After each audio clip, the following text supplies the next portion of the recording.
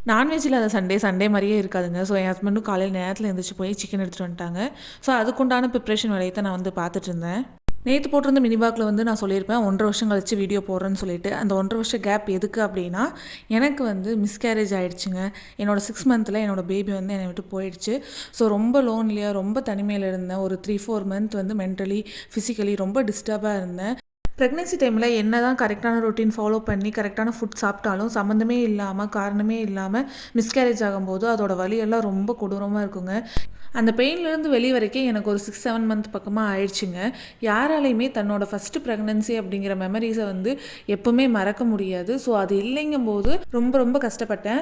ஃபிசிக்கலாக நம்ம ஹர்ட் ஆயிருந்தோம் அப்படின்னா கொஞ்ச நாள்ல அது சரியாயிரும். ஆனால் மென்டலி டிஸ்டர்ப் ஆகும்போது அது ஹீல் ஆகிறதுக்கு கண்டிப்பாக டைம் எடுத்துக்கும். இப்போ தான் கொஞ்சம் கொஞ்சமாக அந்த பெயின்லேருந்து நான் வெளியே வந்துட்டு இருக்கேன். முழுசாக அந்த பெயின்லேருந்து வெளியே வருவேனா அப்படிங்கிறது வந்து கண்டிப்பாக எனக்கு தெரியல.